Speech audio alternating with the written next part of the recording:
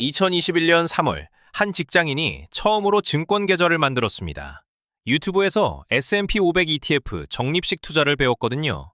매달 월급날 250만 원씩 빠지지 않고 넣었습니다. 1년, 2년, 수익률이 올라가는 걸 볼 때마다 뿌듯했습니다. 잘하고 있다고 생각했습니다. 5년이 됐습니다. 총 투자금 1억 5천만 원.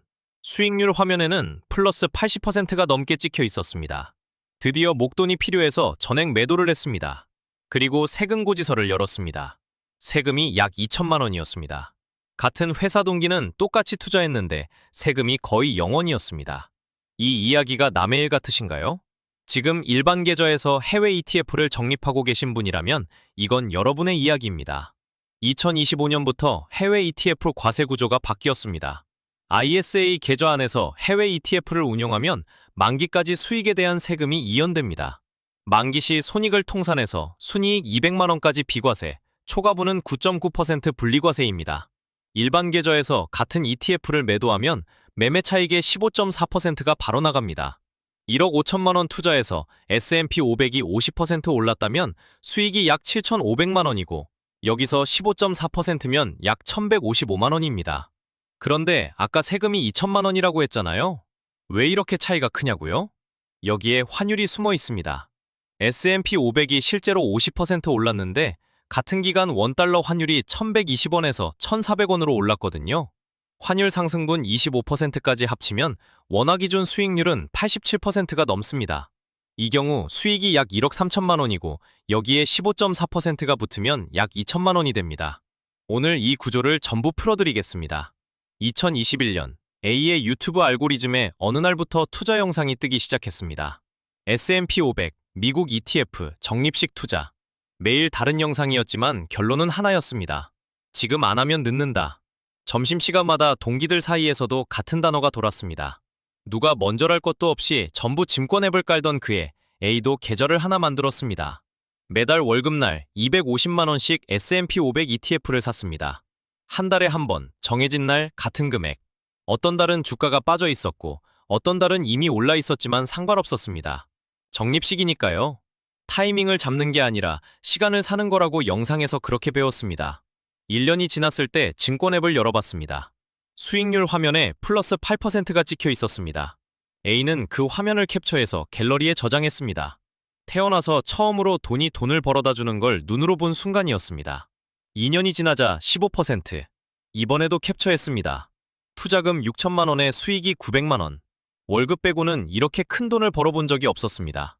A는 이 루틴이 자기 인생에서 가장 똑똑한 선택이라고 믿기 시작했습니다. 적립식이니까 안전하다. 오래 들고 가면 복리가 알아서 해준다. 그 확신은 매달 조금씩 올라가는 수익률 숫자가 증명해주고 있었습니다. 주변에서 코인으로 반토막 난 사람들 이야기가 들려올 때마다 A는 속으로 안도했습니다. 나는 다르다고요? 같은 회사 동기비도 비슷한 시기에 ETF를 시작했습니다. 둘은 가끔 수익률을 비교하며 웃었습니다. 거의 비슷했거든요. 적어도 그때까지는요? 그런데 5년이 지난 2026년, A는 자신이 5년간 완전히 잘못된 계좌에 넣고 있었다는 걸 처음으로 알게 됩니다. 2026년 봄, A는 결혼 자금이 필요했습니다. 5년간 꾸준히 모아온 S&P 500 ETF를 전액 매도하기로 했습니다. 매도 버튼을 누르기 전 A는 수익률 화면을 캡처했습니다. 플러스 87%. 투자금 1억 5천만 원이 2억 8천만 원 가까이 되어 있었습니다. A는 그 숫자를 보며 혼자 웃었습니다. 5년 동안 한 번도 빼지 않고 버틴 보람이 있었습니다. 매도를 완료하고 A는 이렇게 생각했습니다. 세금이야 좀 나오겠지? S&P 500이 50% 올랐으니 수익이 약 7,500만 원은 되겠지. 거기에 세금 15.4%가 붙으면 한 1,155만 원 정도 나오겠지. 그 정도는 감안하고도 충분히 남는 장사입니다. 며칠 뒤 세금 내역이 도착했습니다. A는 아무 생각 없이 화면을 열었습니다. 그리고 숫자를 봤습니다. 약 2천만 원. A는 화면을 닫았다가 다시 열었습니다. 숫자는 바뀌지 않았습니다. 손가락 끝이 차가워지는 걸 느꼈습니다. 1,155만 원이 나와야 하는데 2천만 원이라니. 예상보다 845만 원이나 더 나온 겁니다. A는 계산기를 꺼냈습니다. 투자금 1억 5천만 원. S&P 500이 50% 올랐으니 수익이 약 7,500만 원. 15.4%를 곱하면 1,155만 원. 어떻게 계산해도 1,155만 원 근처가 나와야 했습니다. 그런데 왜 2천만 원인 겁니까? 뭔가 잘못됐다는 건 알겠는데 뭐가 잘못된 건지 모르겠는 게 더 무서웠습니다. A는 같은 회사 동기 B에게 전화를 걸었습니다. B도 비슷한 시기에 ETF 투자를 시작한 사람이었습니다. 나 ETF 전부 팔았는데 세금이 2천만 원 나왔어. 이게 말이 돼? B는 잠시 조용하더니 이렇게 말했습니다. 나는 거의 안 냈는데. 같은 시기에 시작해서 비슷한 금액을 넣어서 같은 S&P 500에 투자했는데 한 사람은 세금 2천만 원, 한 사람은 거의 0원. A는 전화기를 든 채 아무 말도 할 수 없었습니다. B의 비밀은 계좌 하나 차이였습니다. 그런데 진짜 충격은 다음이었습니다. 둘의 수익률도 달랐거든요. B는 A와 같은 해에 투자를 시작했습니다. 같은 S&P 500 ETF를 샀고 비슷한 금액을 넣었습니다. 그런데 B는 계좌를 하나 다르게 골랐습니다. ISA라는 계좌였습니다. 이 남자가 왜 세금을 덜 냈냐면 ISA 계좌는 구조 자체가 다릅니다. 연간 2천만 원까지 넣을 수 있고 5년이면 최대 1억 원입니다. 핵심은 만기가 됐을 때 벌어집니다. 계좌 안에서 번 돈과 잃은 돈을 전부 합칩니다. 손익통산이라고 하는데 예를 들어 한쪽에서 500만 원을 벌고 다른 쪽에서 200만 원을 잃었으면 순이익 300만 원만 세금 대상이 되는 겁니다. 여기서 끝이 아닙니다. 순이익 중 200만 원까지는 세금이 아예 없습니다. 비과세입니다. 그 이상 번 돈에 대해서만 9.9%를 떼는데 이것도 분리과세라서 종합소득세에 합산되지 않습니다. A는 일반 계좌에서 수익을 내고 세금 2천만 원을 맞았습니다. B는 같은 기간 ISA 계좌에서 손익을 통산했습니다. B의 ISA 안에는 수익이 난 ETF도 있었고 손실이 난 자산도 있었습니다. 이 둘을 합산하니 순이익이 200만 원 아래였습니다. 세금은 0원이었습니다. 같은 시간 비슷한 규모의 투자, 계좌 하나 차이였습니다. 그런데 여기서 한 가지 짚고 넘어갈 게 있습니다. 2025년 1월부터 ISA 계좌 안에 해외 ETF를 담으면 상황이 달라졌습니다. 해외 ETF에서 배당이 나올 때 외국에서 세금 15%를 먼저 떼고 들어오기 시작한 겁니다. 원래 ISA의 장점이 세금을 만기까지 밀어주는 거였잖아요. 해외 ETF는 그 혜택이 줄어든 겁니다. 배당금의 85%만 재투자할 수 있게 됐으니까요. ISA에 해외 ETF 담으면 무조건 좋은 줄 알았는데 실상은 달랐던 겁니다. 정부가 ISA에 한해서 만기 시 외국 납부 세액을 정산해주는 보완책을 추진하고는 있지만 지금 당장은 이 구조가 적용되고 있습니다. 반면 국내 ETF는 이 문제에서 완전히 자유롭습니다. 외국에 내야 할 세금 자체가 없으니까요. 그리고 가장 화가 나는 부분이 있습니다. 잘할수록 페널티를 받는 구조입니다. 금융소득이 연 2천만 원을 넘어가면 종합과세 대상자가 됩니다. 종합과세 대상자는 현행 ISA 계좌에 가입조차 할 수 없습니다. 투자를 열심히 해서 소득이 커지면 절세 수단이 오히려 막혀버리는 겁니다. 법이 또 바뀌면 어떡하냐고 걱정하시는 분들이 많습니다. 그래서 지금 제도가 유효할 때 구조를 이해하고 활용하는 것과 모르고 지나치는 것은 완전히 다른 결과를 만듭니다. 그런데 A가 이해 못한 게 하나 더 있었습니다. 같은 ETF를 샀는데 왜 수익률 숫자 자체가 달랐냐는 겁니다. A는 세금도 충격이었지만 하나 더 이해가 안 되는 게 있었습니다. B의 수익률이었습니다. 비슷한 기간, 비슷한 금액을 투자했는데 A는 플러스 87%, B는 플러스 55%. 왜 숫자가 다른 겁니까? A는 B가 중간에 빼서 수익률이 낮은 줄 알았습니다. 그런데 아니었습니다. B도 한 번도 빼지 않았습니다. 차이는 ETF 자체에 있었습니다. 이걸 이해하려면 하나만 알면 됩니다. 한국에서 사는 해외 ETF 수익률에는 환율이 같이 들어갑니다. S&P 500이 20% 올랐다고 해서 내 계좌에 20%가 찍히는 게 아닙니다. 그 사이에 원달러 환율이 움직였으면 그 변동분까지 합산돼서 내 수익률이 됩니다. 예를 들어 보겠습니다. S&P 500이 20% 올랐고 같은 기간에 환율이 1,300원에서 1,450원으로 올랐다면 환율 변동분이 약 11.5%입니다. 이 두 개가 합쳐지면 원화 기준 수익률은 약 34%가 됩니다. S&P 500 수익률만 보면 20%인데 내 계좌에는 34%가 찍히는 겁니다. A가 산 건 환노출 ETF였습니다. 달러 가치가 오르면 그 이익까지 전부 수익률에 반영되는 상품입니다. 5년간 달러가 강세였으니 수익률이 더 높게 나왔습니다. 대신 그만큼 과세 기준도 올라갔습니다. 수익률이 높으니까 세금도 더 많이 낸 겁니다. B는 ISA 계좌에 국내 ETF를 섞어서 담고 있었습니다. 환율 효과가 상대적으로 덜 반영됐기 때문에 수익률 숫자 자체가 낮았던 겁니다. 수익률이 낮아 보였지만 세금을 거의 내지 않았으니 실제로 손해준 돈은 B가 더 많았을 수도 있습니다. 여기서 하나 더 짚어야 할 게 있습니다. ETF 이름에 H가 붙은 상품을 보신 적 있을 겁니다. 환해지 ETF입니다. 달러를 미리 잠가두는 거라고 생각하시면 됩니다. 환율이 올라서 생기는 이익을 포기하는 대신 환율이 떨어져서 생기는 손실도 막는 겁니다. 2024년 실제 수치를 보면 차이가 확연합니다. 같은 S&P 500을 추종하는 ETF인데 환노출 상품은 플러스 38%, 환해지 상품은 플러스 23%였습니다. 15%포인트 차이. 그해 달러가 많이 올랐기 때문입니다. 거기에 환해지 비용까지 더해집니다. 한국과 미국의 금리 차에 비례해서 연 1.5%에서 2% 수준의 비용이 수익률에서 빠집니다. 뉴스에서 S&P 500 수익률이 20%라고 했는데 내 계좌에는 30%가 넘게 찍혀 있거나 반대로 15%밖에 안 찍혀 있었던 적 있으시죠? 이제 그 이유가 보이실 겁니다. 환율이었습니다. 그럼 어떻게 해야 하냐고요? 지금부터가 진짜입니다. 이 남자가 왜 2천만 원을 냈는지 숫자를 한번 뜯어보겠습니다. A는 5년간 1억 5천만 원을 넣었습니다. S&P 500이 그 사이 50% 올랐습니다. 여기까지면 수익은 7,500만 원입니다.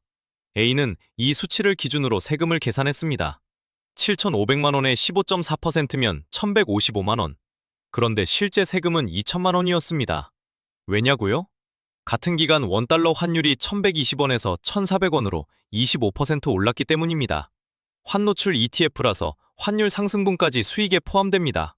S&P 500 수익률 50%에 환율 상승 25%가 복합 적용되면 원화 기준 수익률은 약 87%가 됩니다.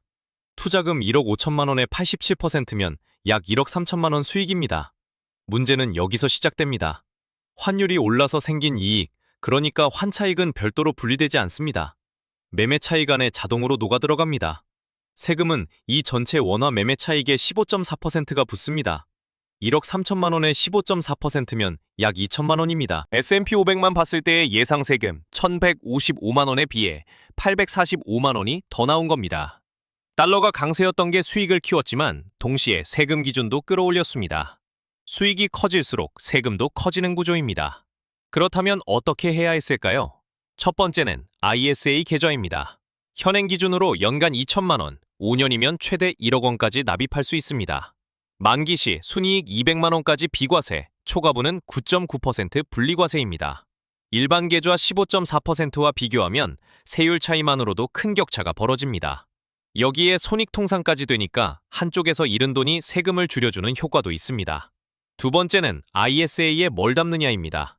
앞에서 말씀드렸듯이 해외 ETF를 ISA에 넣으면 외국 납부세액 15%가 먼저 빠져나갑니다. 과세 이연 효과가 줄어드는 겁니다. 반면 국내 ETF는 이 문제가 없습니다. 그래서 ISA에는 국내 ETF를 담고 해외 ETF는 일반 계좌에서 운용하는 게 세금 측면에서 더 유리합니다. 대표적인 게 플러스 고배당주 같은 국내 배당 ETF입니다. 이 ETF는 약 13년간 연평균 배당 성장률이 10.5%였고 연간 예상 분배율이 약 4.4%입니다. ISA 안에서 이 분배금이 과세 이연되면서 복리로 굴러가는 겁니다. 세 번째는 시기입니다. 2026년부터 2028년까지 3년간 배당소득 분리과세가 한시적으로 시행됩니다. 배당소득 2천만 원 이하는 15.4%, 그 이상은 구간별로 분리과세됩니다. 여기서 중요한 건 이겁니다. 이 분리과세는 ETF에 직접 적용되는 게 아닙니다. ETF가 보유한 개별 기업들이 대상입니다. 고배당 기업 요건을 충족한 회사가 배당을 들리면 그 기업을 담고 있는 배당 ETF의 분배금이 올라가는 구조입니다. 직접이 아니라 간접 수혜입니다.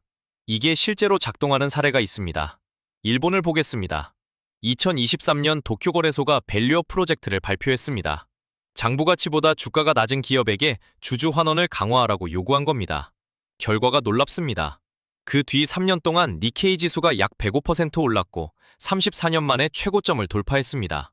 기업들이 배당을 들리고 자사주를 사들이니까 주가가 따라간 겁니다. 한국도 같은 길을 가고 있습니다. 밸류업 프로그램에 177개 기업이 참여했고 4대 금융지주의 2025년 총 주주 환원율이 46%에서 52%에 달합니다. 이 기업들이 배당을 들리면 그걸 담은 배당 ETF의 분배금도 함께 올라갑니다. 실제로 분배금 상승 추세가 이어지고 있습니다. 이 세 가지 구조를 이해하면 A의 선택이 왜 틀렸는지, 그리고 지금 어떻게 바꿔야 하는지가 보입니다. A가 나중에 말했습니다. 처음에 이것만 알았다면 세금 2천만 원은 없었을 거라고. 계좌 하나 차이가 5년 뒤 수백만 원을 갈랐다는 걸 매도 버튼을 누른 뒤에야 알았다고. 지금 당장 할 수 있는 건 하나입니다. ISA 계좌를 개설하고 국내 배당 ETF 적립을 시작하는 겁니다. 아직 ISA가 없는 분은 지금 만들면 됩니다. 한 가지 중요한 점이 있습니다. ISA는 개설 후 최소 3년을 유지해야 세금 혜택을 받을 수 있습니다. 3년이 지나면 언제든 해지하거나 만기를 연장할 수 있고 5년 만기 기준으로 비과세 200만 원, 초과분도 9.9% 분리과세입니다. 일반 계좌의 15.4%와 비교하면 시작 시점이 빠를수록 유리합니다. 이미 일반 계좌에 ETF를 담고 있는 분은 바로 매도하지 마십시오. 매도 전에 세금이 얼마나 나오는지 시뮬레이션부터 해야 합니다. 괜히 옮기려다 세금부터 내는 상황이 생길 수 있습니다. 해외 ETF를 ISA에 넣고 싶은 분은 한 가지 확인할 게 있습니다. 2025년부터 해외 ETF 배당에 외국 납부세액이 먼저 빠지는 구조가 됐습니다. 국내 ETF는 이 문제에서 자유롭기 때문에 ISA에는 국내 ETF를 담는 게 구조적으로 더 유리합니다. 해외 ETF를 넣을지 말지는 이 이슈를 확인하고 결정해도 늦지 않습니다. 법이 또 바뀌면 어떡하냐고요? 배당소득 분리과세는 2026년부터 2028년까지 3년 한시 제도입니다. 이걸 알고 넣는 것과 모르고 넣는 건 다릅니다. 정책이 바뀔 수 있다는 건 안 하는 이유가 아니라 알고 판단하는 이유입니다. 이 영상에서 다룬 내용은 특정 상품의 투자 권유가 아니라 구조와 원리에 대한 설명입니다. 본인의 상황에 따라 세금과 수익 구조가 달라질 수 있으니 구체적인 판단은 세무사나 재무설계사와 상담하시길 권합니다. 여러분은 지금 어떤 계좌에 ETF를 담고 계신가요? 댓글로 알려주십시오.